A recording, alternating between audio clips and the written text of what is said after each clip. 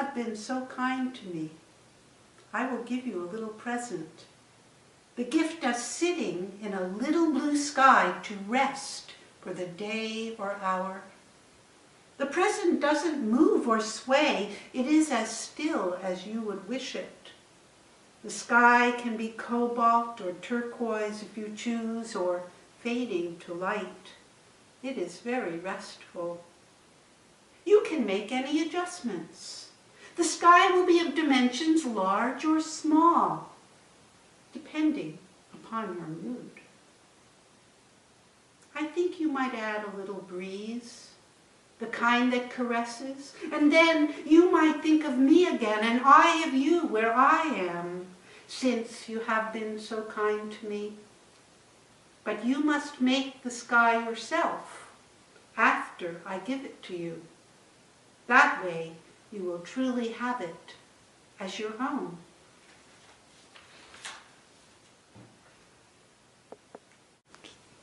Yearning.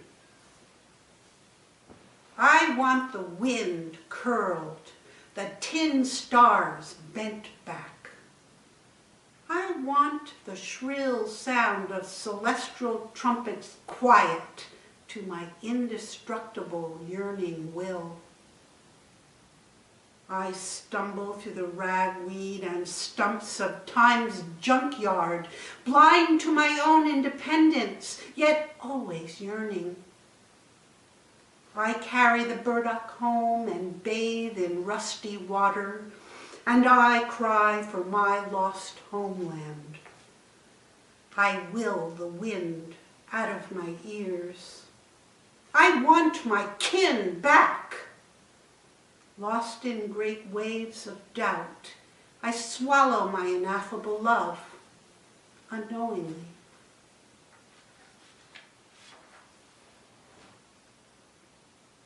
The perfect poem. How I wish I could write the perfect poem. One that would shape-shift according to its reader. Knowing his or her favorite color is blue, blue would appear, clear or hazy, depending upon the mood. If despair were present, the poem would paint gray, divorce, loss. If the reader had just eaten a pancake, minus the syrup, a lovely amber maple drip would provide sweetness. The perfect poem would sweat for the athlete, chirp for the bird lover, turn greasy for a reader who is eating fries. Knowing a silent moonlit night had been rejected by a hard-boiled editor, the poem would cough cigarette butts, exude tattoos, send sounds of garbage trucks backing up. The perfect poem would dance for the dancer, play sax for the jazz man, turn to mist for the dreamy girl. For such a poem, finding the perfect reader is no strain, finding its form, no effort. If the reader is in Nebraska sitting at breakfast eating a bowl of cereal, the poem morphs to the back of the cereal box. If the reader is on a train commuting to the city, the poem becomes a small print on a page of the Wall Street Journal. The poet who is the lucky owner of this poem is smug, knowing he always has a hit. He walks the streets with his hands in his pockets, a whistle and a smile. This poem running behind him, anxious to please.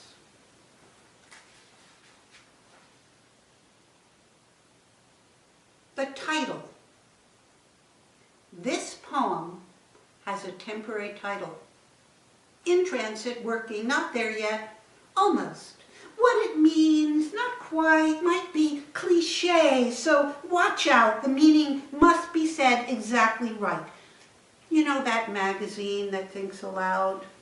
The one that means to be, ought to know, maybe it's you, caught in a cloud. Oh yeah, that would be a good title, where the title is the essence of what you want to say. The image, so strung out, turn to beauty in a few drops. like sushi, a distillation, a ginger bright in the mouth, tight, taut, and right to the point. The title of the poem will catch the eye, and once caught, make the rest melt. So maybe you won't need a poem at all.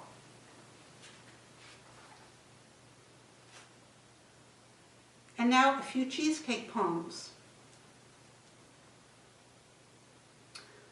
I've written about 90 or 100 cheesecake poems, so I'll just pick a few. Your strident voice can cut cream. Is that why it's easy for you to eat cheesecake? No one dares eat cheesecake without a fork.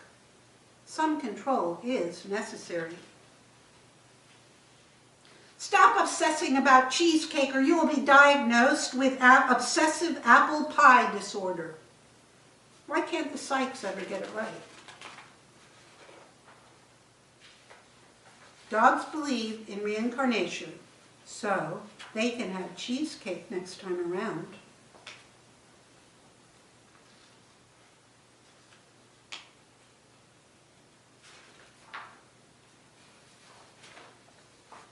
Cheesecake has no political affiliations, yet it governs us effectively. Recovering from my addiction, I took only one cheesecake at a time. I thought I knew the meaning of life. Then I discovered cheesecake.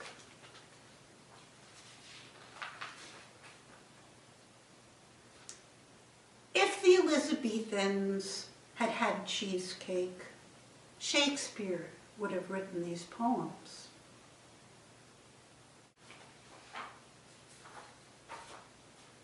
Now I'm going to read a few poems from my book, Thawed Stars.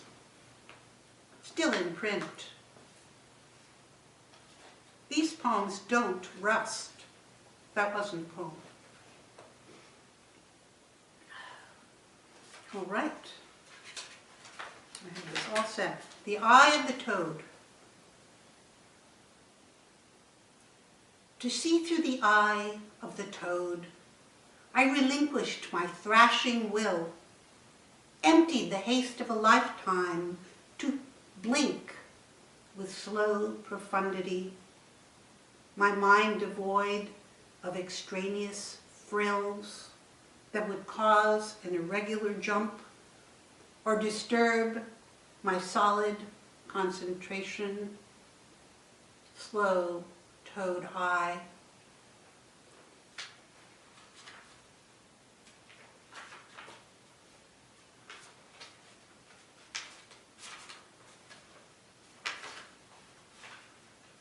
We can edit this out. like I had it all planned, you know. Space. Space is convenient. I know I am not you, nor are you me. We don't trip over one another. Our smiles don't get all tangled up.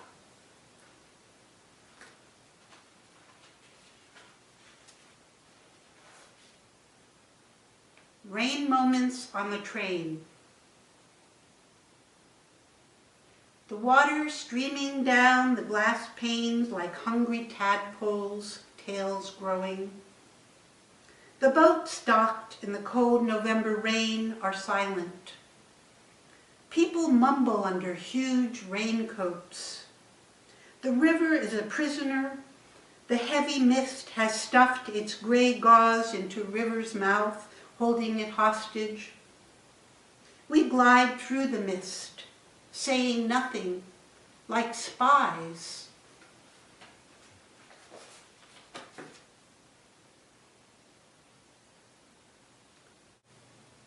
If you stand perfectly still on a sunny day, you can discover the ancient art of shadow carving. It's best to work with your own shadow, but some prefer using a tree or a dog. In the latter case, a sleeping dog is best. To carve the shadow of a scratching or barking dog is an advanced technique. This art is rewarding for those who are dissatisfied with their shadow. Though difficult, the procedure can be mastered. It is not recommended for weight reduction, as one's shadow can be recalcitrant, holding on to its form for dear life. It is recommended to transform the shadow into a pumpkin or a starfish for starters, then move to an elephant or a hawk. Shadows like adventure, the challenge of the unknown. Though seemingly fragile, sensitive to sun shifts and the movement of clouds, shadows thrive in an atmosphere of change. I have seen a shadow smile when carved into a teakwood chair. If you start to learn this art, you will not be disappointed. There are those who like religious symbols, a crucifix or menorah, and then the occasional angel. It is useful for a shadow carver to have a sense of humor, and one who can turn his shadow into a devil or Bacchus usually turns to his own shadow most refreshed. Shadow carving is not for the faint-hearted or the cowardly. The sun can be hot, the standing tedious. But those who succeed at this art are a breed apart. They always move with the music, don't seem to mind traffic jams, and will concede a point in argument without a trace of rancor, laughing with their own shadow while it sits waiting patiently for the next shift.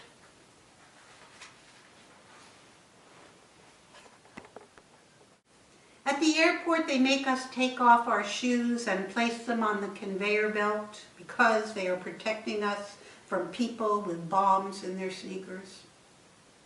We file in long lines, obedient children who don't know the rules, the new rituals.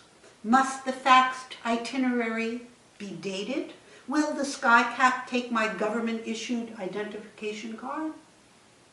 The man in the camouflage uniform is our guardian. He has a large rifle and will blend in with the forest as soon as it arrives. I have thrown my Swiss Army knife in the trash. I know that I am safer because I have done so. I examine the faces of everyone I see for signs of secrets. The man at the checkout counter has not told anyone that he fell in love with a man. The large cranky woman at X-ray has not told anyone that she forgot to shave her legs. A Muslim family approaches the check-in counter. They look worried. The women have large, innocent eyes, and their heads are covered. The airplane is like a mother. Once inside, I am held within its pressurized cabin and carried through impossible, airless space. I cannot go here alone. I decide to tell the sky my secrets, drinking coffee at bedtime, leaving the front door unlocked, loving the wrong man, forgetting to recycle. Outside the cabin, there are no explosions. My thoughts drift into huge, absorbent gray clouds. Somewhere out there, a ritual of forgiveness.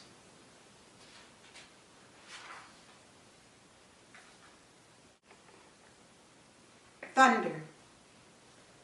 Why trace back the beginning of thunder when the thunder you carry hidden pounds and crashes in your ear unheard? We have gone electric and tremble under visible trees and bow in unison to the formulas found by brains run by men who tremble inside their forgotten, muffled thunder. They are discovering through chemical analysis that the trees existed way before they did. And that makes them humble enough to think of new ways to make louder and more destructive explosions to drown out the thunder in their minds. More Barter. This is a poem about me and my sense of what should be traded for other things. And you can see that I have no sense of money at all. I will trade a memory of oatmeal, the one with the really sweet milk, for a taste of potato chips, very crisp. The coffee on that airplane that got me high, I will give for the belly laugh when George on Seinfeld rescued the golf ball from the whale.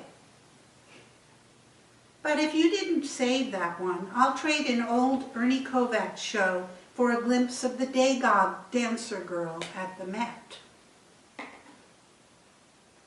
I will exchange the feel of satin on my first prom dress, bright blue, for 6 orange peels dried in the softest sun of summer. Will you take the smell of asphalt in spring steaming after rain for 6 ripe plums waiting in the basket on the porch? And this one's for Emmer. I can give you my grandchild's shy smile when I gave her a ballerina doll, but you must give me the sound of oranges falling off the tree with the slightest bit of wind added. There is a sprig of bougainvillea, very red, that jumps off the wall. What will you give me for it? It's true, I did give you a ballerina. Where the light comes from. The child has 2 sticks. He has the sun in them. He is telling the trees their names. My grandson plays for an hour with some plastic parts he has put together. The parts have become a leaf blower or a vacuum. I can hear the engines. My 4-year-old niece said, "There are these stars that come out of you when you laugh." I thought she was a poet. I never guessed she might have been hallucinating, her mother stoned on hashish, LSD. My baby granddaughter has a shiny mylar balloon. The balloon says, "Congratulations." "Congratulations, you got a balloon." "Balloon, balloon," she chants, ecstatic. It floats above her, a mystical, magical being, always silent and cheerful. I stay up all night scribbling poems. After each good line, I feel little explosions. I don't think about where the light is coming from or where it will go when the poem is done. Okay. Before the fall. Squeezing the last drops of summer, sweet and pungent, like a Chinese sauce, savored with watermelon and lime, we gallop down dusty hills, yell at the ocean, claim a stretch of land, 3 acres, where eucalypti stand like benevolent brothers. A huge hawk watches from a tall pine, marks us with the eye of the ancient god. We cannot escape. We lie on the arm of the hill, half crazed with sun, drunk with late summer's slow nectar, our mouths open to receive the offering. Then slap the hard, dry earth, bold as dancers daring the bull. We rush away, nimble as acrobats, thin as leaves. We float off, disappear into hot air, descend to drink cool evening moon, full and fat, waiting